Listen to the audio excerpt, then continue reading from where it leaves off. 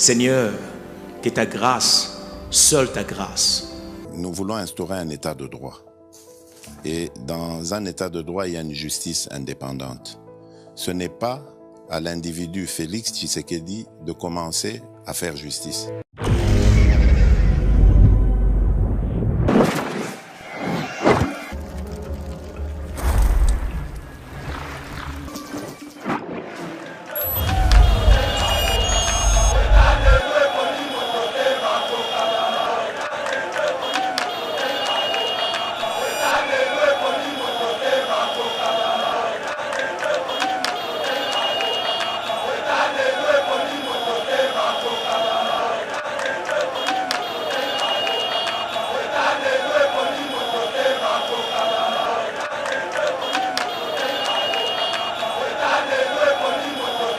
Moïse Katumbi na bato bazo mona ki na 2023 bakozala ba candidat basali analyse va comprendre que sur 100% Félix Tshisekedi a été voté à 65% na niveau espace Grand Kassai.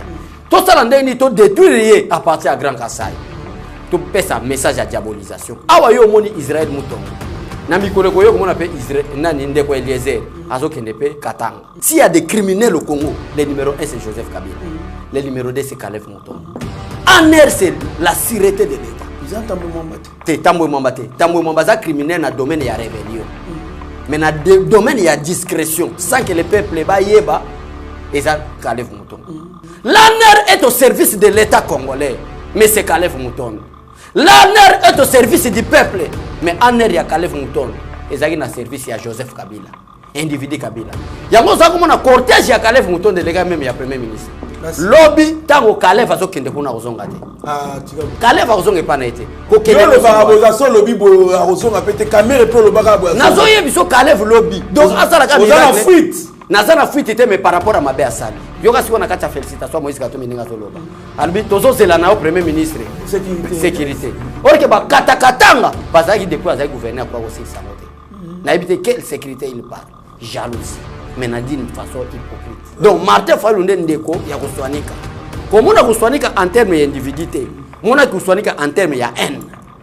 Dès que parce que Martin Fayulu azana kuswanika, c'est que Martin Fayulu azana kutema mabe, azana haine. Voilà.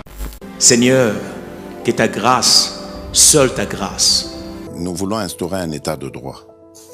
Et dans un état de droit, il y a une justice indépendante. Ce n'est pas à l'individu Félix Tshisekedi de commencer à faire justice. Bonjour mesdames et messieurs, bienvenue dans notre émission Éveil patriotique, émission Otoko Tanabanda Konabino Ponako Yebsabino Maïmaliko et Kalamboka Amso plus actualité où ezali ko dominer scène politique congolaise. Nayango Toko Lobelalelo Caleb Mutombo Oyo Batindele déjà invitation na parquet près la cour d'appel de Kinshasa Gombe pour que se présente motif et baïnté. Mais quand même tu as dit que Azali Mutumoko ba te belé ba funda qui est pour na exercice na service ya aner a yeba ki na ko torturer ba te belé ba famille sous ba réclama kaba na bango ba kangama kuna porté disparu tilelo ba mona na raté. Alors tu habite soki ba bengelie pour na makamwa ou soit ezakaka batunae mituna mo boye puisque service ya renseignement ezali quand même service à munene mutu o akamba ki yango azali na ba responsabilité oyo il faut à répondre à chaque fois qu'on aura besoin de lui et na ba justice. Donc on appelle sous rencontre il y a premier ministre Oba Otaki Konome Kalamingite kota mokonzi mboka Sama Lukonde et bongo kokuta na ye na formateur plutôt informateur il y a gouvernement au mokonzi mboka nomaki oba na ko identifier bongo ba groupe parlementaire. Alors bakuta ki basoli pourquoi puisqu'ils doivent mettre les gouvernements le plus vite possible pour répondre à l'attente il y a peuple congolais. To m'appelle sous Bongo, Assemblée nationale dirigée par un kabiliste FCC, le Sénat aussi probablement Kozala Kabila, Premier ministre Moutia Kabila, c'est-à-dire on se retrouve dans le même angle. Il y a FCC Cash là, c'est Devos Kitoko CG, il y a SID, Namona mboka Abbé Cholé, l'homme des missiles non conventionnels, Trésor Lumbunde Tokota, Namozindo, Yamaïnyo Sotouna Tota Sabino, sans plus tarder, Mwana mboka Abbé Cholé Mbote. Merci beaucoup Ndekonanga Trésor Kandolo, merci beaucoup Steve Konde, pourquoi pas Madame Abigail, Madame Beni Okeke, Yayeba TV, Shadrach, vraiment Nazan et Sengote Neloko Moko. Parce que c'est une diabolisation entre les présidents de la République et les journalistes. Les lois Sengeli na lobango vérité na plateau na biso éveil patriotique va comprendre.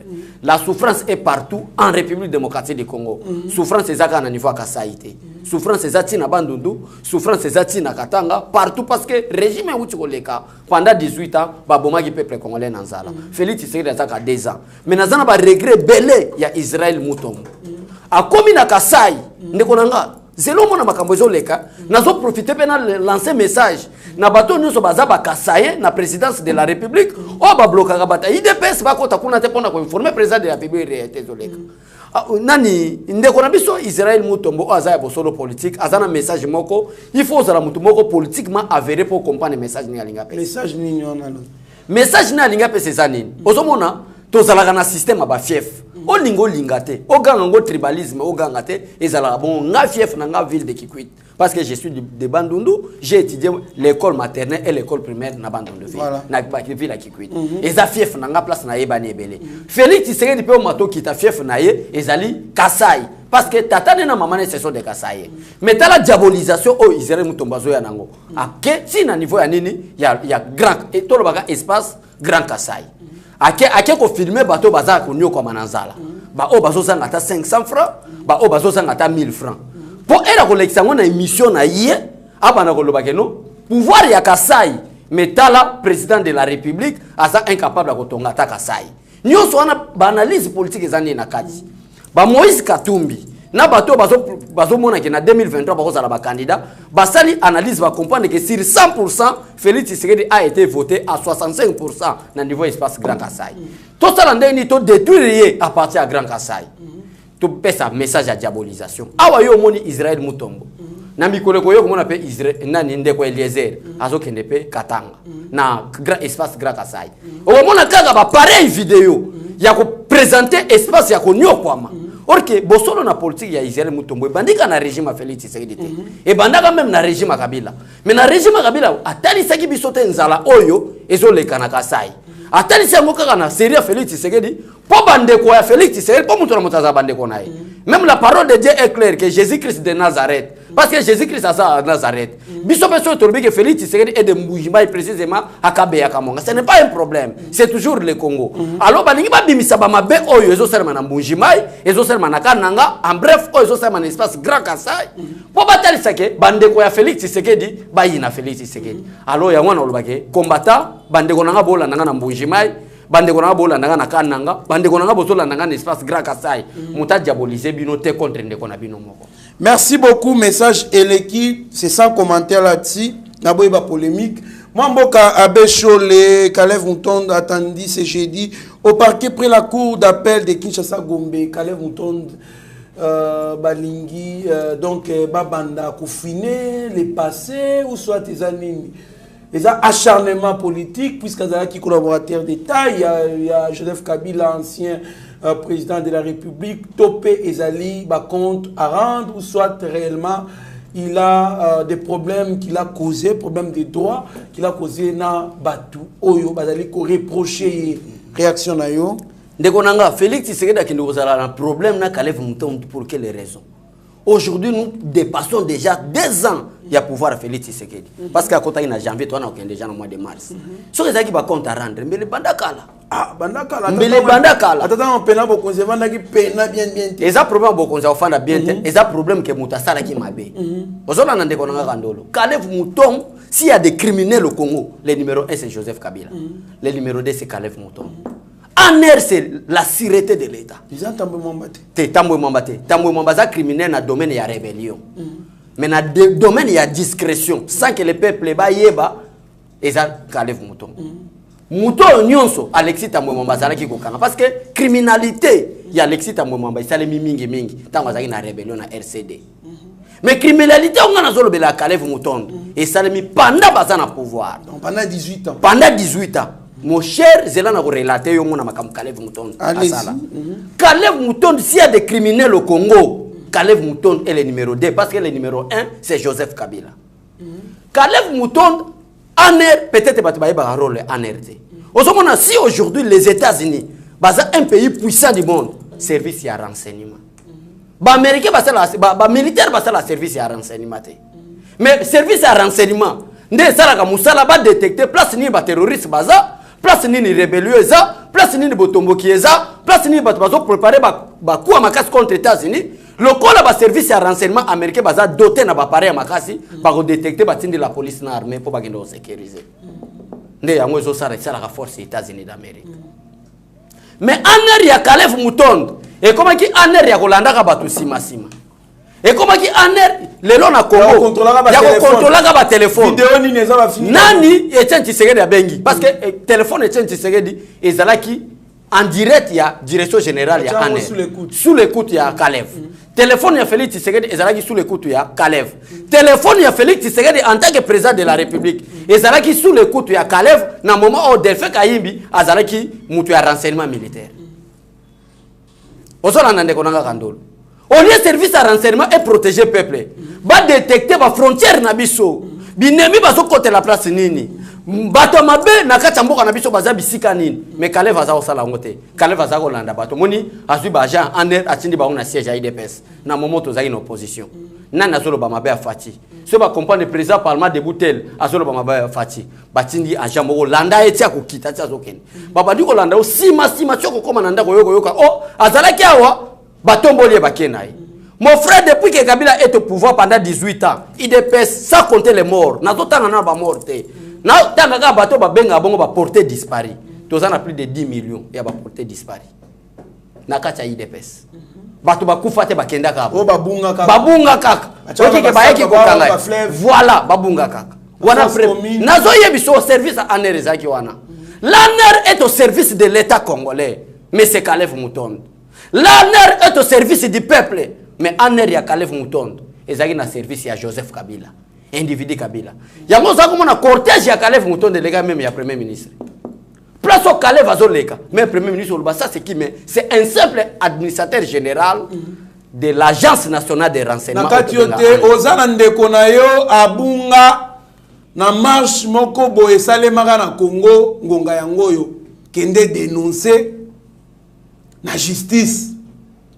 Onde kona mo boya bunga boluka ya monana teti lelo azaka donc abunga disparu ngonga yango yo kende na parquet ya Gombe kende pesa témoignage pesa identité de kona yo loba marche ni na bunga date ni na bunga ka ba yeba na ko identifier ba yeba so ki mutifo ba tuna ndeko na bino wana ba tuna ye wapi ndeko ya baninga Yewana babengisi lobby donc lobby j'ai dit à partir à 10h juste Kalev Moutonde directeur général de l'ANER bango bazana système baba AG administrateur général il y a ANER à kozala na 10h na palais de la justice na 6e niveau bazo zela yewana na bureau ya procureur général et avocat général plutôt bazo zela yewana mais le vrai problème c'est quoi ndekonanga ANER ya ville nazo ba direction générale ezana Gombe na ville bazana dernier sozala na ville voilà wapi préciser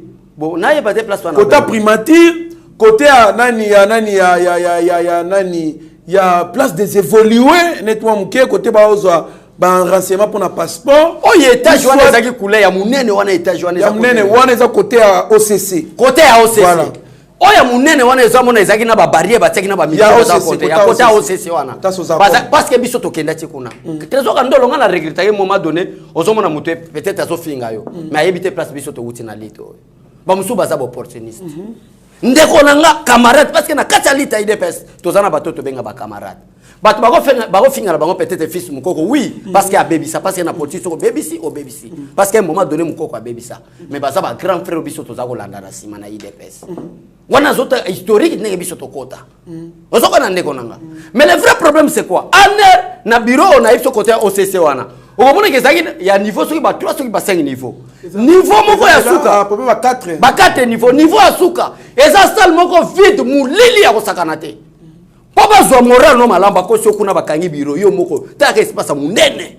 yo moko silence mulili ozo lobate mutatu ne loko ezate bazo traumatiser ba traumatiser voilà ba beti ona no film te batiki ona no ka bongo kaleva salima salima munene molili o luka miro mona okomona te na ebite ezaba ba kisi bateka mulili wana ta pendant la journée biso to kota yango to yebi yango ndenge ezalaka to kenda kotala batu nde ba combattre belé to za kende kotala ina solidarité IDPS ezalaki osomona ke mulili ndeko na talaka espace boye babuki bureau a DG koto espace onyo sotina basima ya munene lokola salle de fête mais mulili bakangi kandolo bo batiki yo moko bakangi clé yo moko nan car mulili wana conception ni ngozwango or na un état qui se respecte comme un état en raison na droit ko kanga un individu soit la police atindie à qui les droits mais en RT mais en RT ngi kaleva komisa ki yango ba koma ki ko benga nani Kalev Mouton le tout puissant ba viena nga kingabo aussi bazako sanza makila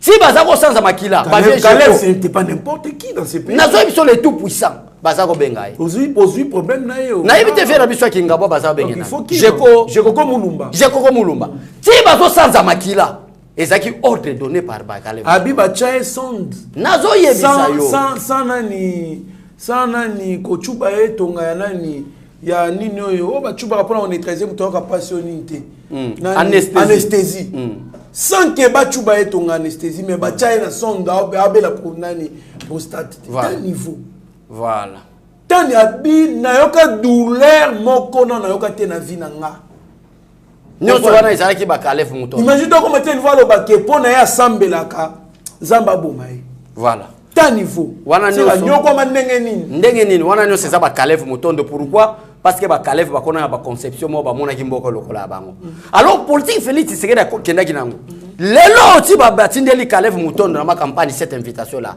parce que azana interdiction ko bimana ville à Kinshasa interdiction ko bimana Congo te mais na ville à Kinshasa parce que na moment Joseph Kabila zoluka ki malubumbashi Kalev alinga ya bimanaye mais azana une interdiction Kalev souffrance asaki na bandeko a osala ngolobi penga na promettre makambo kamera bandaka bo na bi kamera ninga ke parika bimate kamera wana bakomi osala ba prière kamera wana azo isimbo kote ba prière nzambe par bi prière na oyo kamote na promettre o susu lelo lobby tango Kalev azo kende kuna kozonga te tikabo kamera kozonga so nani Kalev kozonga pa na ete ko kende le baraboza so lobby bo kozonga pete kamera pe lo baka bo nazo yebiso Kalev lobby donc asala ka na fuite nazana fuite te mais par rapport à mabe asali mabe o Kalev asali obike baliwa be Etienne Tshisekedi wa mulumba eza pe na maboka ba Kalev ah bon oui bazako luka ba moyen ndeni ba osale mabe Tshisekedi na 2011 c'était le 26 ba Kalev ba pesa 26 so batia ba mabanga na aéroport ya Njili parce que alinga kitela Njili 2026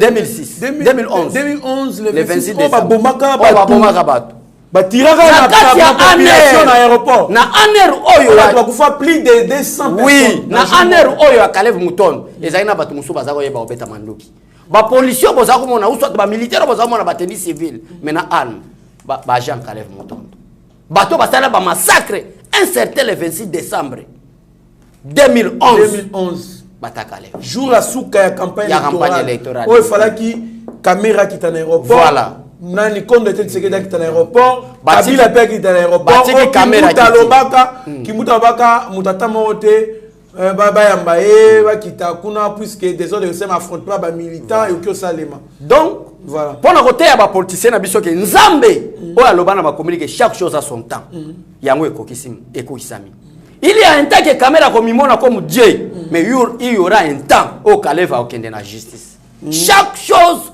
en son temps. Et je profite de cette occasion, na koyebisa ba politicien congolais, ce ba peso une portion de pouvoir. Comme on a été comme petit Dieu. Mon agake eza elo mo ko leka. Tala le. Pouvoir eza rapona ko servir. Voilà.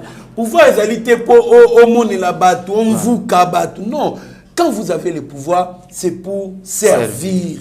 Donc c'est un peu ça mon mboka Abesho les ministres nommés les premiers ministres nommés, batu sou ba lobi aza neve ya Kagame azali mélange ya Rwanda, Ouganda et consort azali congolais c'est un Burundais ce qui n'est ni comment Félix Ache nani neve ya Kagame po ya kokonza nani gouvernement et consort pendant que un premier ministre Congolais 100% d'origine, mais diabolisation. Moko ali ko salema pour na kobebisa image ya mokonzi mboka ke azali coopérant na Kagame ndenge Martin Fayulu te koloba ki c'est Kagame qui dirige ce pays. Réaction na yo sur message yo bali ko véhiculer ya mabe ya calomnie contre premier ministre na président ozali komona ndenge nini malobani oto s'adresser na ba abonné na biso peuple congolais en général avant to kotana rencontre ya premier ministre na informateur ba tulko. Il est bel et bien congolais d'origine. Koutou Martin Fayulu tata na yebanité, maman na yebanité, mais ndeko na biso elenge oyo o Martin Fayulu depuis akomiti ba âge akomi na ngoso ba 70 so ba 80 ans oyo atika ozalata premier ministre tata ministre na mbokote. Na âge à Martin Fayulu faut atika asenga passion na politique. Parce que âge wana eza âge à la politique té. Ozo comprendre ndeko nanga. Mais azo sala politique na ba âge wana. Na moment rembo eza na posa jeunesse lokola ba Sama Lukonde. Nde to na posa jeunesse. Si quoi aux ala soni, ceux qui aux ala 50 ans premier ministre Sama Lukonde. Et je vous dis la vérité. Et aux ala soni mingi. Aux Hollande. Donc c'est-à-dire ministre ya mukolo azana 43 ans même âge naï. Il faut quitter 42 ans. Pourquoi pas 35 ans, 34 ans? Jeunesse congolaise, ça la relève, il y a Batato Babomi Mboka. On a voilà, Batata on a Bakoki Magamute. Je disais que vous Bazo un jeune homme, il y a 25 ans. Ou tu que Campis Sika, Batie ministre intérieur. Ne connaissons pas quand on a ministre intérieur Bapesinga. N'invite ceux qui fatiguent vraiment ministre intérieur Bapesinga. N'a connu qu'on a gouverné, mais n'a pas respecté Bapensi. Principe à ta moque que vous avez violé. Tu peux expliquer c'est quoi l'administration territoriale. Vous comprenez ce que mais vous ne comprenez pas. Donc, papa n'a pas besoin de Steve Mbika, il a déjà mis Kolo Akala. Vous avez un tika politique. Sala retraite. Batterie à limité industriel. Bon, tu as une école pour être bon, ça bon belé. Tu as pour ça jeunesse. Kando le ministre de l'enseignement. Mitterrand Naya, ministre il y a affaires étrangères. Pourquoi pas Madame Gisèle Ndaya Luseba na 30% à Bassi parce que maman Oyo azane mouyibité. On a Bassi et belé baleka na régime Kabila. Pour comme ministre ou soit pour soi pouvoir il faut longola. Vous comprenez de mais Madame Gisèle Ndaya Luseba. D'abord c'est un serviteur de Dieu. Na côté à 30%. Tout ça la promotion va te. Madame Bazebele, Madame Lokola ba Gisèle Mwansie il y a IDPS, secrétaire général. Madame Gisèle Mwansie.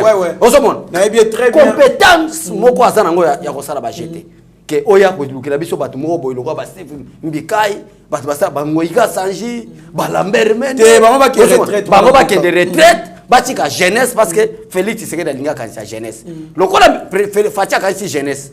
Premier ministre Aza Elenge à 43 ans, c'est notre collègue aussi. Atabiso to ici na ba 40 ans, toi ba 30 ans c'est ba ta génération. Ba génération. Donc c'est notre frère. Hein? Donc jeunesse c'est toi. Toi ko tabisoté. Attendez wana atabalubi miracle en ça. Ah bo tabisoté. Donc c'est ça. Un grand frère. Donc Batika diabolisation, c'est un digne fils de ce pays. Oyo Azalina Bolingo Mboko Makasi, mais j'ai beaucoup aimé cette phrase-là, la dignité congolaise de retour. Voilà. La dignité congolaise. Problème, il y a des politiciens congolais qui sont diabolisés. Et ça qui est problème, il va nommer Moïse Katumbi, Premier ministre. Mais Moïse Katumbi, il est vraiment Premier ministre. Pas nommé Premier ministre pour... On a Congolais qui ont un esprit faible. Ils ont dirigé à Mazembe. Mazembe, c'est la primature.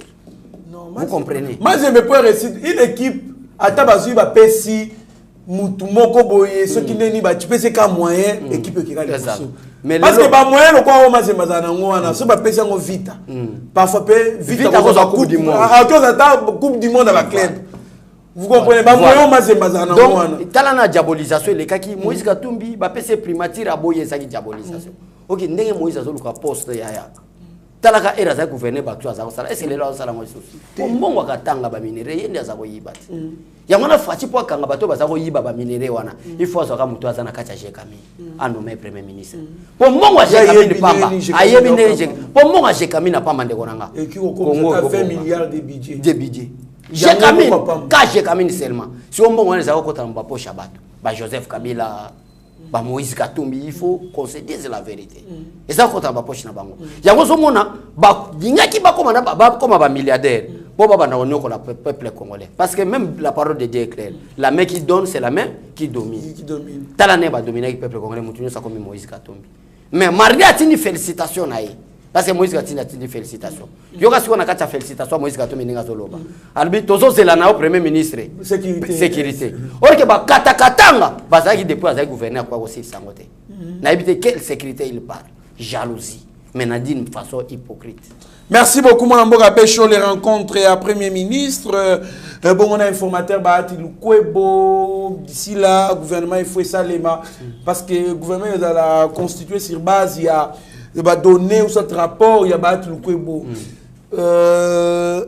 Vous pensez que, avec les données au PSAE, gouvernement et Kobima, il n'y aura pas de grincement des dents? Graissement de dents, parce que graissement de dents sur le Nigazala n'a pas de le. Parce que légalement parlant, les partis politiques, il y a beaucoup plus de députés.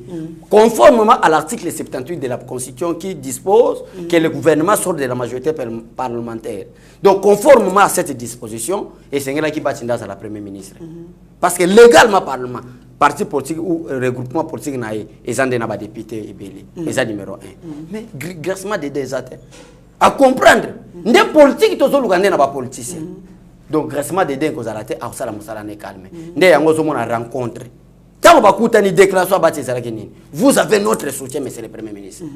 Parce que le pays qui a été détruit pendant 18 ans par Joseph Kabila, ça s'est bâti le peuple. Nous devons relever les défis. Quels sont les défis à relever? C'est les peuples d'abord, les sociales, la construction des maisons, la construction des camps médicaux, les soins médicaux, la gratuité de l'enseignement. Donc, nous avons relevé na makambo yo président de la République alinga salana. Kaka maloba oyo Fatia Solola qui na premier ministre.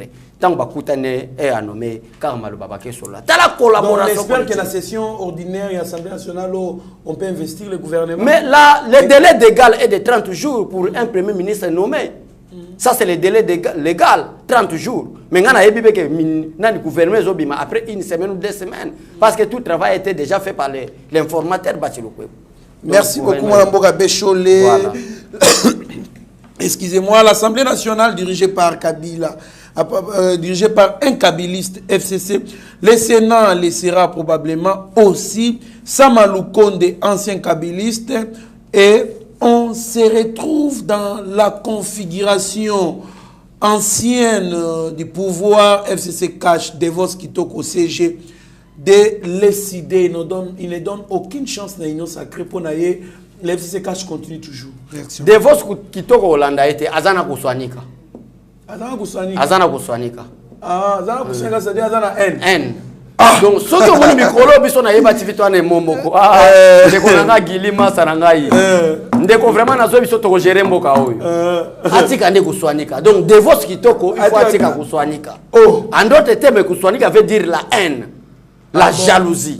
Donc, et l'autre chose, c'est la dévoce qui toko, et ça l'inde pour soigner. Noté mamabe.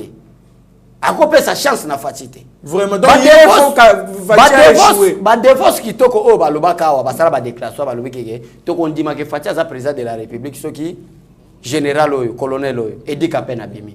Edi Kapen Abima, Bakanga Mino. Badevos qui tourne des bateaux. Alors, Janine Mabunda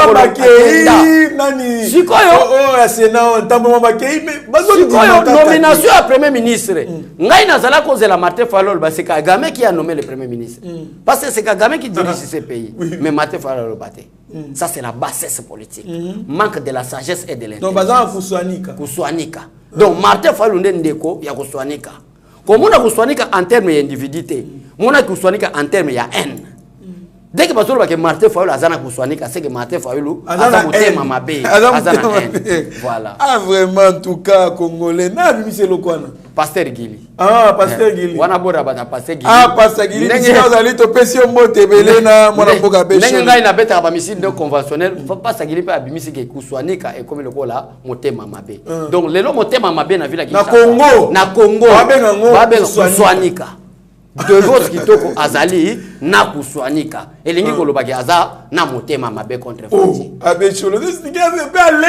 Donc Devos Kitoko aza na kuswanika contre Fati elingi kolobaki Devos Kitoko aza na motema mabe contre Fati. Merci beaucoup pour l'éclaircissement. Donc totika abambriema totika ba haine totika biloko ya ko diaboliser peuple congolais, bien au contraire, il faut être optimiste, to pesa vraiment to chapoua n'engue bakina wala to chapoua na premier ministre, pourquoi pas na président, de sorte que tout le monde a pu cannabis s'est développé au lieu que tous à la bâtiment ou écart millélo na millélo biso mon côté tous prophétiser toujours en négativité pour n'amboka cannabis c'est vraiment intéressant que toi pour ça mboka cannabis qui ne libousse quoi mboka misusu donc tu retrouver peu dignité tu retrouver peu maloba face ya ba déconnexion ba malgache ba béninois ba sénégalais parce que tous à na maloba devant et ce que tu vas regarder votre pays vous avez tout mais vous êtes les pays les plus pauvres. Donc, ça nous dénigre, c'est humiliant. Alors, tu as aussi chance, il y a cause de mboka au bazalina, intention à malamu, donnons-nous la chance. Ndekonanga, Kandolo, gouvernement Zobima, parce que Malobetien, le Congo, dans 6 mois, je ne parle pas de 6 ans, 6 mois, le Congo peut tout changer. Ezaki moté ezaki bakuswanika ezaki na batomo ya FCC donc bato bazana bakuswanika ebele na FCC bazolinga temboke bonga mais gouvernement ezobima tellement tozi batumo boye bana kuswanika te kuswanika na motema na bango ezate alors nazo ebiso après 6 mois Congolais a changé. Merci beaucoup, mon amboka. D'ailleurs, c'est inutile d'organiser les élections. Yo mozolanda batakatanga, batagrabandundu, badéclaration basali. Le but Fati, il ne faut pas aller trop vite aux élections. Nous avons encore besoin de la gratuité, nous avons encore besoin du social, nous avons encore besoin de belles routes, nous avons encore besoin de belles maisons. Ce qui est essentiel. Bien au contraire, l'élection, ça va dépenser. Va dépenser inutile. Moi, organiser l'élection, ça va dépenser inutile. Donc, mieux vaut, voilà. Bongisa social, l'élection koyaraka. Voilà. Donc, c'est déjà Fati, quel est le bilan? Est-ce que Moutou a vraiment la malaria qui esprit n'est pas normal? À cause d'un bilan Fati. Kolongola Rwanda n'a pas institution moka oh yo zomonango iloka pete. Merci beaucoup de Kokandolo. Peuple congolais soutenant Fati. Oh, na 2 ans. Qu'est-ce qu'il a fait? Fati a sali ngai côté boulonné système ya Kabila. Kabila voilà c'est le système rwandais. Il faut expliquer aux Congolais. Il faut expliquer aux Congolais. Kabila rwandais. Ozolanda, chef d'état-major rwandais. AGA rwandais. Institution dirigée par des rwandais. DGDA rwandais. Alors Fati Aye, Albina zo déboulé le système rwandais na République démocratique du Congo. Yo a salé le côté. Ah! Yo za kuswanika. Ah! Vraiment bilan peut ba occuper ko voter pe président Fati ba pesier confiance le deuxième mandat na uniquement pour déboulonner le système parce que déboulonner le système ya bato bazanité mamabe c'est déjà le développement de la République parce que ba politicien bango mo ba sa que le Congo a les atouts le Congo a tous les richesses, richesses. Mais ce qui manque le Congo, c'est la volonté politique. Volonté politique. Donc, Kouswanika. Donc, Kouswanika, il y a des politiciens belé. Fati, c'est quoi déboulonner le système à Kouswanika? Déjà, bilan est positif. Voilà. Donc, il faut retenir ça. Bilan Fati est positif pour démanteler, à déboulonner le système. Il y a Kabili. Moi, les institutions doivent travailler en cohérence pour faciliter Samaloukonde à atteindre les objectifs. Là, c'est le professeur Jacques Njoli, cadre de MLC. Oui, c'est ça normal. Cohérence, il faut y aller. Cohérence, il faut y aller. Et ça, les locaux et locaux à l'obi wane ezate. Et ça déjà biloko biso to yebi ke. Ndé ya mwana zomo na manque cohérence wana. Et ça là qui était Félix Tshisekedi a déboulonné système ya Kabila parce que cohérence est la guité. Ozo mona même ministre azo télé na ordonnance à chef de l'État. Ozo comprendre manque cohérence. Donc ils non somoko Jacques Ndiolé ko lobaté déjà to yebi yango ke okende bon. Merci beaucoup. Nomination de Samaloukonde de Félix Tshisekedi a démontré qu'il est le père de tous les Congolais face à ces détracteurs qui prônent la division. Gabriel Kyungu wa kumwanza baba Kyungu baba bisika vous allez toper sur mbote moi mboka becho le commentaire sur déclaration il y a Baba Kyungu. Oui, Baba Kyungu. Les grands leaders, les grands leaders Yakatanga. Baba Kyungu, vraiment félicitations papa. Sans concurrent. Sans concurrent, mutapé sa Kabila combo ya Joseph Kabila. Parce que ça y a combo ya Hippolyte Kanambe moi na Marceline. Mais ba pesa ya combo ya Joseph Kabila par Baba Kyungu. Baba Kyungu, vraiment merci beaucoup papa na ba déclaration na yo. Merci beaucoup. Osomo na nomination ya Sama Lokonde eza stratégique. Balingi ba diaboliser ke za Rwanda. Botika Vital Kamera ya Burundi de nati de père. Mutatika kolobate. Botiki Kabila. Yo mona déjà Kabila loba Kabila Joseph, je parle bien, je cite les noms. Joseph Kabila. Na munokona loba déjà clair que Laurent Désiré Kabila est mon père. Atika loba ngote. Aloba te aza tata na ete. Ne luka ba image aloba te. Atika loba ngote. Ndenge Félix Tshisekedi akena nsele kuna na mozole ya papa na ye. Alobi apangsuma ya miso alobi je pleure mon père Etienne Tshisekedi. Kabila loba ngote. Rwanda garde ya Paul Kagame. Ndake kozwa bakulu na ba réparateur ya ba radio na likasi ba John Numbi. Ayiko chabango ko ba general. Réparateur radio. Mais azaki mobongisa ba radio na likasi. Nde Kabila kenda oloba cha ya. Ingénieur. Donc bande konanga ndeko kandolo nomination à premier ministre wana nazobisa ba Congolais ba soutenir Fati. Bakweya na mayele mabe ya bandoki ya Congo te. C'est notre frère, c'est notre sang. Depuis 2015, il unka makutu tata mukolo au Fati a nommé par rapport à son âge. Croyant que Riptir n'est qu'au FCC cash pourrait démissionner, mais a démissionné. Mais ces jeunes hommes au binobo finga Rwandais, au binobo finga Ougandais, a démissionné en 2011, 2015 comme ministre des Sports pour aboyer qui troisième mandat à Joseph Kabila. Dans le moment en 2015 pour préparer les élections en 2016, il y a un ministre des Sports, mais a démissionné. Et normalement il devait soutenir. Voilà. À partir de 2015, tu sais que nous Mbappé a sali rassemblement. Pour nous Joseph Kabila, aye ko adhérer na rassemblement, na appui financier et appui intellectuel. Ozola nande konanga. Mais bande ko oyo batika la na Kabila. Lelo ba komi ko bimisa ba photo ke tala zaki na Kabila. Mais ba photo pe ya Jean-Pierre Bemba za na Kabila za. Ba photo ya Moïse Katumbi ya zaki na Kabila za. Bobo tene Moïse Katumbi okanga gai bandoki ya Congo. Mais ali stratégie. Mais ba publier pe ba photo na yena Etienne Tshisekedi wa mulumba. Ndako na publier ya ye na Kabila ku. Parce que ku tuana avant a démissionné mais bon publier pe ya yena Etienne Tshisekedi ya yena président Félix na opposition. Wana bazo publier ti. Pona kotalisa bazana bitema bazana kuswanika bazana na kuswanika pona kotalisa peuple congolais ni ezali stratégique ko nommer parce que Kabila na buna azaki ke soki récite ya balkanisation est à payer salimité ya katanga kili neige kili plaît et ko salim il faut tout soit mwana katanga mwana mobale bo mwana jeune mo premier ministre ayebi ba secret Kabila na katanga ayebi ferme Kabila na katanga ayebi qu'est-ce que Moïse a détourné dans ce pays na domaine ya ba minier. Moïse a somba ba concession kuna na katanga. Oh yi asala ba minier, ba minere nayi. Ya ye moko privé. Garçon ayebi. Zelo komona. Budget ya premier ministre et puis que ba pia nani concession minière ya nani ya ndeko na biso moko azaki congolais bazali des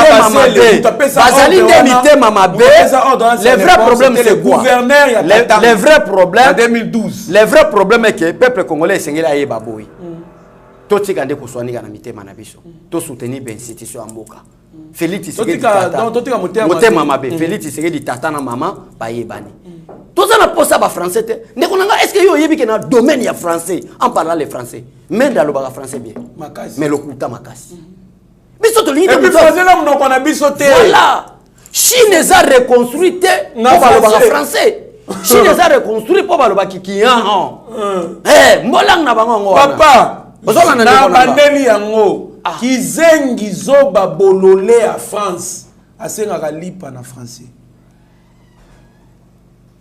donc muto tanga te ye abotama na France aboya ne makambo classe ba mama ngai nakotangaka te na okina classe te mais banda bomwana tindenga okola ta komi na 50 ans 60 ans 70 ans akosenga akobeta français sans faute ndenge moko pe na français so na Congo akoloba lingala na ba faute mêlée parfois peut to bukani to seki. Donc koloba français il existe que nde mael était neti biso na Congo to na posa makambo koloba français te to na posa nde makambo nani azana bolingo ya ba pesi mbongo oyo sala que gratuité de l'enseignement et ça le makongo obimba pe asali yango Voilà.